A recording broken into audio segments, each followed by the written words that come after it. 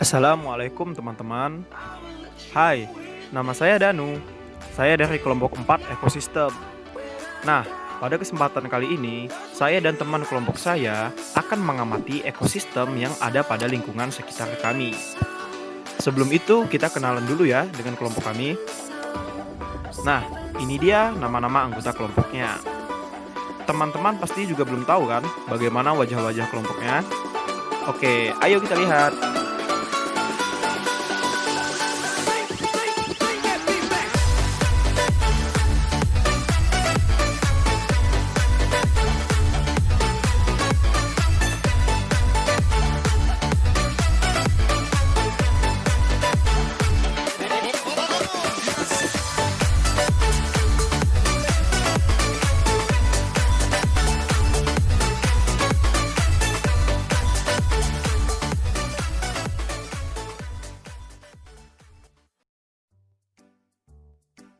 Nah, sekarang teman-teman sudah tahu atau kenal kan nama-nama dari anggota kelompok kami?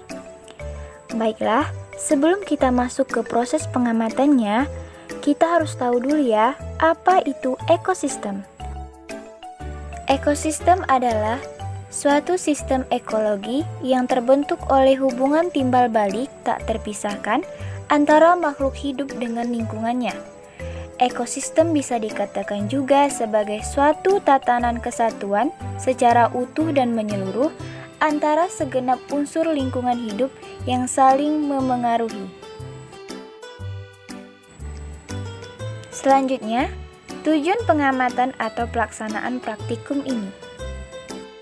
Yang pertama, pengamatan ini dilakukan agar mahasiswa atau mahasiswi dapat membandingkan komponen-komponen biotik dan abiotik yang terdapat pada lingkungan ekosistem darat ataupun ekosistem perairan. Yang kedua, untuk menyelesaikan tugas praktikum kajian sains SDMI. Baiklah, ayo kita ke proses pengamatan ya. Pengamatan pertama adalah pengamatan mengenai ekosistem kebun. Pengamatan ini yang akan dijelaskan atau diamati oleh Danu. Sini hasil pengamatan yang saya dapat dari pengamatan kebun pisang, yaitu komponen biotiknya adalah ulat, belalang, pohon pisang, rumput, cacing, dan juga semut. Sedangkan komponen abiotiknya adalah batu, pasir, tanah, cahaya matahari, angin, dan juga air. Dari komponen tersebut, saya dapat membuat sebuah rantai makanan. Dan teman-teman dapat melihatnya di bawah ini ya. Nah, dari rantai makanan itu juga memiliki peran dan fungsi masing-masing. Seperti pohon pisang dan rumput sebagai produsen, ulat dan belalang sebagai konsumen, dan juga cacing, semut, jamur, dan bakteri sebagai pengurai. Di dalam komponen tersebut juga terdapat hubungan antar organisme, yaitu pohon pisang, rumput, dan juga cacing. Rumput dan pohon pisang diuntungkan oleh cacing yang menyuburkan tanah, dan cacing juga mendapatkan makanan dari daun-daun yang mati berjatuhan lalu membusuk. Baiklah, pengamatan selanjutnya yaitu mengenai ekosistem kolam yang akan diamati atau dijelaskan oleh saya sendiri. Hasil pengamatan yang saya dapatkan dari ekosistem kolam adalah terdapatnya komponen biotik dan komponen abiotik. Komponen biotik terdiri dari ikan kecil, ikan besar, tanaman air, burung pemakan ikan, serta bakteri. Sedangkan komponen abiotik terdiri dari air, zat hara, cahaya matahari, dan udara.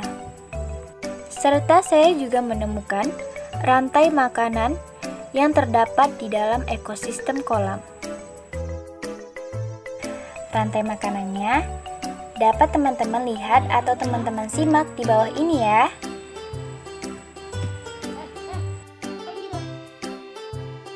Dari rantai makanan tersebut, mempunyai peran dan fungsi masing-masing,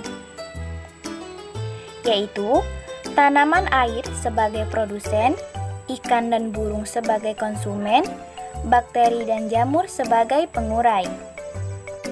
Di dalam ekosistem kolam ini terdapat hubungan antar organisme, yaitu antara ikan dan juga tumbuhan air. Ikan memanfaatkan tumbuhan air untuk membersihkan tubuhnya dan bersembunyi atau berlindung dari pemangsa. Sedangkan tumbuhan air berfungsi untuk membersihkan air karena kotoran-kotoran yang ada di air akan tersaring oleh tumbuhan air, sehingga ikan-ikan hidup di air yang bersih berkat tumbuhan air. Pengamatan berikutnya yaitu mengenai ekosistem sawah yang akan dijelaskan atau dipaparkan oleh teman kita, yaitu Herdiansah. Baiklah, di sini saya akan memaparkan hasil pengamatan saya dari ekosistem kebun sawah. Dari hasil pengamatan saya, terdapat beberapa komponen, yaitu komponen biotik dan abiotik. Komponen biotik terdapat padi, rumput, katak, cacing, belalang, burung. Sedangkan abiotik, air, cahaya matahari, tanah, udara. Adapun dari segi rantai makanannya, teman-teman bisa lihat di gambar video ini. Pada rantai makanan tersebut, terdapat peran dan fungsinya, yaitu produsennya padi dan rumput, dan konsumennya belalang, katak, dan burung. Sedangkan pengurainya yaitu bakteri dan jamur. Di sini juga terdapat hubungan antar organisme, padi dan cacing. Padi diuntungkan karena cacing dapat menyuburkan tanah, dan cacing pun dapat makanan dari padi. Pengamatan terakhir yaitu mengenai ekosistem padang rumput yang akan dipaparkan atau diamati oleh Heni Febrina. Dari hasil pengamatan pada ekosistem padang rumput mendapatkan beberapa komponen, yaitu komponen biotik dan komponen abiotik. Komponen biotik seperti capung, rumput, katak, belalang, burung, lebah, dan bunga. Sedangkan komponen abiotik seperti air, cahaya matahari, tanah, dan udara. Dari komponen itu saya juga dapat membuat rantai makanan yang dapat teman-teman lihat di bawah ini.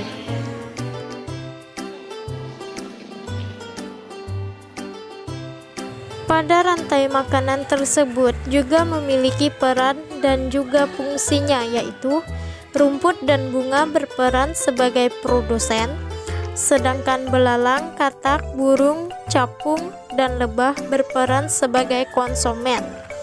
Sedangkan bakteri dan jamur berperan sebagai pengurai. Nah, pada ekosistem itu juga terdapat sebuah hubungan antar organisme antara lebah dan bunga. Bunga diuntungkan karena lebah membantu penyerbukannya, dan lebah diuntungkan karena mendapatkan makanan dari bunga. Baik teman-teman, di dalam ekosistem terdapat juga ketidakseimbangan ekosistem loh. Ekosistem bisa juga mengalami kerusakan. Salah satunya yaitu contohnya dari ketidakseimbangan ekosistem adalah masuknya hewan-hewan liar ke pemukiman dan menyerang penduduk setempat. Hal tersebut tentunya merugikan kita, bukan? Hal tersebut terjadi karena sempitnya tempat tinggal hewan-hewan liar itu, atau rusaknya tempat tinggal mereka sehingga mereka keluar dari hutan demi mencari makanan. Agar bumi tetap dapat menjadi rumah yang aman dan nyaman bagi setiap makhluk hidup yang tinggal di dalamnya, diperlukan usaha manusia untuk menjaga keseimbangan ekosistem. Contohnya seperti tidak menebang pohon sembarangan, tidak membuang sampah sembarangan, melakukan reboisasi, dan lain-lainnya. Baiklah, kesimpulan yang dapat kita ambil dari pengamatan tersebut yaitu Hubungan timbal balik dari ekosistem-ekosistem yang diamati sangat diperlukan karena saling ketergantungan antara satu dengan yang lain. Jadi, dengan hasil pengamatan ini, kita dapat mempelajari atau memahami bagaimana cara melakukan sebuah pengamatan tentang ekosistem, baik itu di perairan atau juga di daratan. Dan kita dapat lebih paham apa yang dimaksud dengan ekosistem. Baik teman-teman, itu tadi hasil pengamatan dari kami. Semoga teman-teman bisa memahami serta mengambil pelajaran dari hasil pengamatan kami. Mohon maaf atas segala kesalahan dan kekurangan yang terdapat atau yang dilakukan dalam video ini. Sampai bertemu di lain waktu. Wassalamualaikum warahmatullahi wabarakatuh.